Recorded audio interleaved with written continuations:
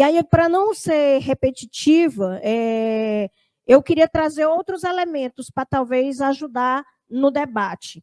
E aí eu queria voltar um pouco no tempo, e um pouco antes de 2016. Eu queria falar dessa reconfiguração do mundo do trabalho antes de 2016, porque 2016 aprofunda essa reconfiguração do mundo do trabalho, né? E acho que o Nuremberg já falou muito bem disso.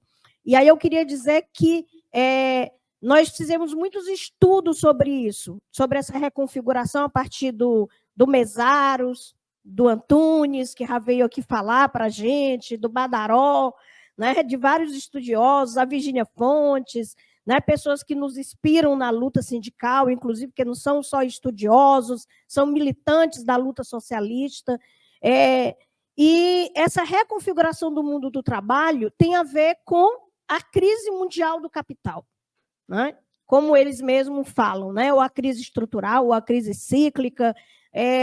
E os anos 70 são a expressão de muitas mudanças que ocorreram na sociedade, no mundo como um todo, considerando que essas mudanças elas seguem um desenvolvimento desigual e combinado, a depender das características de cada país. Mas isso levou a uma reconfiguração do mundo do trabalho e também uma reforma do Estado, também considerando as diferenças que existem no país, nos diversos países. E essa reconfiguração do mundo do trabalho, como é chamada por muitos estudiosos de reestruturação produtiva, mudou o mundo do trabalho, né? Dessas grandes,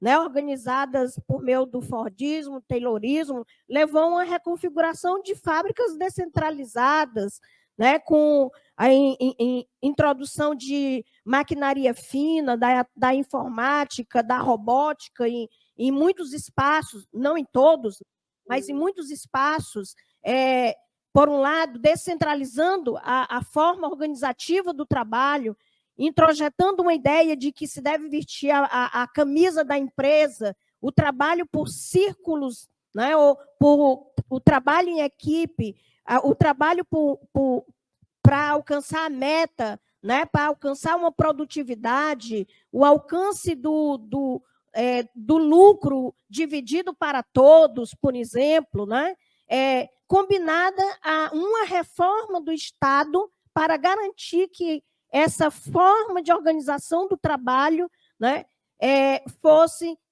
uma forma flexibilizada, aspas, né? A introjeção de relações flexíveis, terceirizadas, formas temporárias. Então, tudo isso começa nos anos 70 e se aprofundam posteriormente nos próximos anos, ao longo de 30, 40 anos, até chegar no chamado golpe de 2016. Né? E aqui no Brasil, especialmente, isso se dá nos anos 90 com o governo de Fernando Henrique Cardoso. Então, a gente vai ter aí uma primeira reforma do Estado, né, com o governo de Fernando Henrique Cardoso, a chamada reforma gerencial do Estado brasileiro.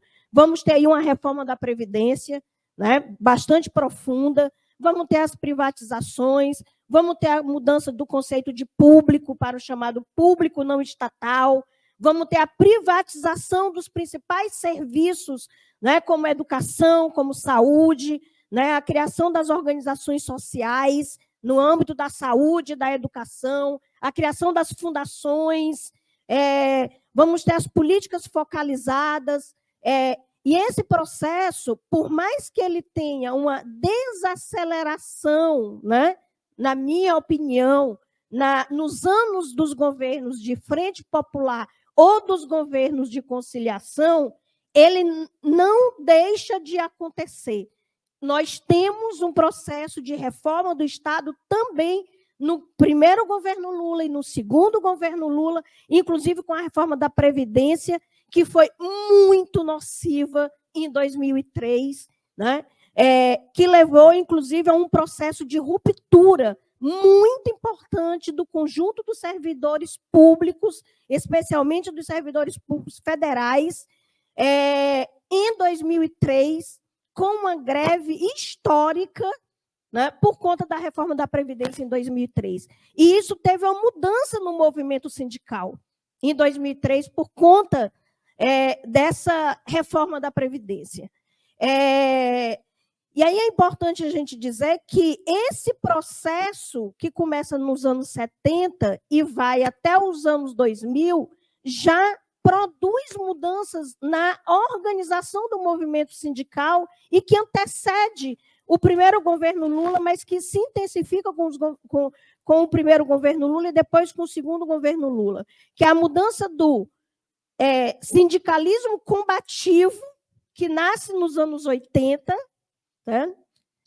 Que é um sindicalismo de enfrentamento com a política econômica, né? E tem um caráter classista, para um sindicalismo propositivo de participação em câmaras setoriais, nos anos 90 ainda, mas que se torna um sindicalismo hegemônico nos anos do governo Lula I e do governo Lula II. Quando acontece o golpe de 2016, o movimento sindical estava absolutamente cooptado.